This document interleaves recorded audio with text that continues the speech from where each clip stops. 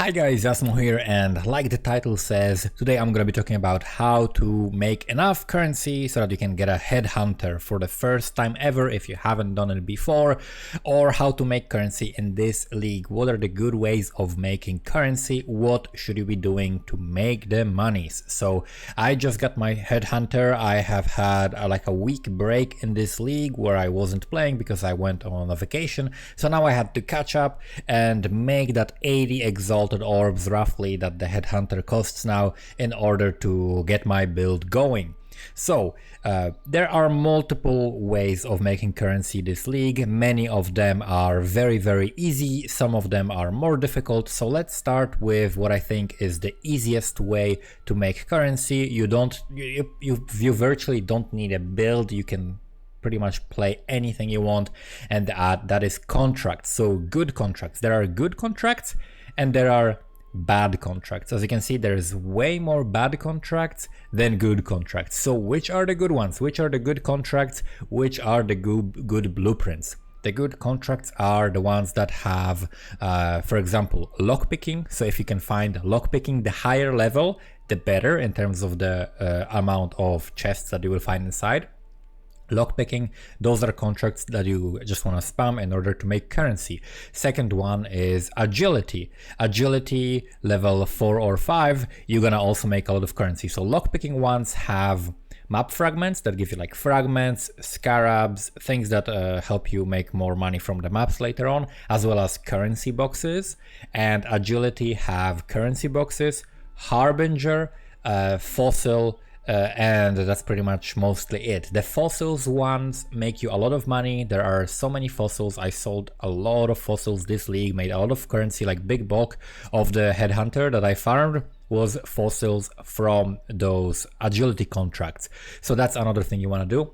The third type of a contract you want to run is deception. Deception contracts are extremely quickly because there are no doors on the way back. You'll find sometimes Harbinger in this. So from Harbinger you will find Ancient Orbs, which I kept selling, made a lot of exalts selling Ancient Orbs, and then also you will find Beachheads, which also sell for like 8-9C a pop. So you will find beachheads, you will find ancient orbs, you will find exalted shards, a lot of them as well. So the agility contracts, deception contracts, and lockpicking give you just a lot of raw currency and some fossils and fragments. Fossils you sell, fragments you run in maps. Those give you a lot. And agility also give you discounts for your Gianna, and Gianna gives you like a 40% discount on revealing blueprints, and blueprints is the second thing that you want to do to make currency. So which are the good blueprints? When you're doing blueprints, you want to make sure that you alt and see how much currency in it. This one, for example, has 8 currency, has 1 harbinger, has 2 fragment, and 3 fossils. The other ones are not that good, like the essence is crap, the divination just has stacked decks pretty much most of the time, which are not good because they are worth like right now like almost like pretty much half a C. So it's not that strong. You will make some money, but the other ones are better. So from blueprints, this one also has unusual gems. So alternate quality gems sometimes are also expensive. So this is also on top of that good reward at the end. So this is like a good blueprint to run. This is what you want to run. I just ran a blueprint, the craziest one I've ever had. It had 11 currency and I dropped 5 raw exalts. And keep in mind, I don't have the exalt trinket. I have just like a regular trinket that has like chance to duplicate currency with like alterations to chaos, a pretty good chance. And that's it. And I dropped 5 exalts in that. On average, even if you drop 0 exalts, you will usually make around 2x per blueprint. This is pretty much what I've been making all league. When I run blueprints, only the ones that are like good have at least like 5 or 6 currency in them. And I make on average, like you can see, these are the ones I don't run. You can see this is kind of on the edge, but still it has trinkets and currency, so I would run that for the chance for a trinket. But this is another good one. I would run this with 6 currency and 5 fragments and fossil. This is really good. This is 5 currency. This is all right, although it's on an enchanted armaments base, but it also has like Legion or slash Splinter chest, so this is also okay. Something like this, that's a pretty bad one, other than the fact that it's on a trinkets or currency blueprint, but I wouldn't run that, I wouldn't run that, I wouldn't run that, I wouldn't run that. So those I wouldn't run. You want to run ones that have like a lot of raw currency. So if you can find something like this, like 8 currency and then some extra stuff, this is a good one to run, especially on a good heist target. So number 1 is contracts, number 1 blueprints. Running contracts, you will make markers for your blueprints as well. So it's kind of like self-sustaining. And then mapping. So which maps do I recommend? I recommend running this region, which is the Hayward Hamlet, and this region, which is the Glenach Cairns. So in this region, you want a triple favorite Burial Chambers, which is going to be your T15. And this region, you want a triple favorite Tropical Island, which is your T16. Tropical Island farming is very profitable.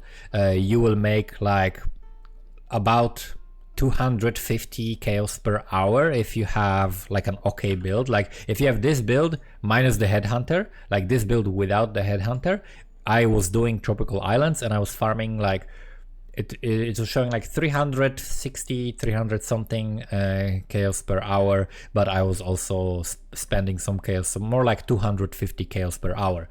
So this is approximately what you will be making.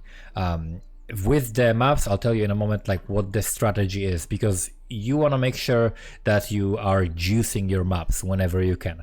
You're gonna juice your maps with these scarabs, with Legion scarabs, which are like the most expensive. They go for like 4C each if you're buying in bulk, and you want to buy in bulk for like buy like 50 scarabs or 60 scarabs, like a whole inventory of scarabs. You won't spend that much. You buy Rusted Harbinger scarabs, Rusted Elder scarabs, and Rusted Breach scarabs. They all go for 1C or less than 1C each, and you get more than 1C returns from that. So you have Legion scarab, Harby scarab, Elder, and Breach, right? So you get these 4. That goes into your map device. Make sure you have 5 spots. So you want to do like the 4-way Legion encounter to unlock the 5th spot. Then you want to run Alva if you have Alva, and you run Delirium on the Tropical Island, right? On Tropical Island, if you run Delirium, you're going to be making between 40 and 100 splinters on average, between 40 and 100 on average. If you have like a good map, you can make up to like 120 with Alva. If you have like a really bad map and like the fog disappears because it's like a shitty layout and you end up going through the cave and you're like behind the fog somehow, sometimes that happens, you'll make like 30 splinters and that's it. And that will still break you even. That will still be like, you make maybe like 5C that map of profit. Otherwise, you make like 50, 60 C of profit. Like 2 or 3 maps, you make an X very, very easily. Because you're going to be farming the Simulacrum splinters, right? So the Simulacrum splinters together with the rewards from the Simulacrum. Simulacrum is for about 1.8 Exalt. This single splinter is for like 1/3 of an Exalt, which means 3 splinters, sorry, chaos, which means 3 splinters is 1 chaos. So 30 splinters, if you drop that, that's 10 chaos. The cost of the Delirium, as you can see, is 16C. So in order to break even from just the splinters, you need 48, right? 48 splinters. And you will get that very easily. Like 48 splinters is like the low average. And even if you get that, you're not just breaking even, because you're dropping your other maps. Each like Tropical Island you drop is another 8C. You're dropping a lot of raw chaos. You're dropping also Delirium orbs. You're dropping Delirium rewards, which sometimes like are currency. You're dropping incubators. There are so many things that you're going to be dropping that you will definitely be making it all back. And that's another big way of making currency. After that, the next way of making currency that I recommend would be farming simulacrums. Simulacrums are right now very, very cheap because a lot of people are farming the Tropical Island. It's a little bit easier to do than doing the simulacrums themselves. So more people are farming them than making them, than doing them. That's why they are pretty cheap. However, there are so many drops from them that are very, very expensive. So voices are going for a lot of currency, and if you manage to get like a good amount of like 3 passive voices or something, you have paid for so many simulacrums, because a lot of people are playing Aura Stacker and they need voices and they are using a lot of them. So there is a lot of demand for voices, but not that many people running simulacrums and getting these voices actually.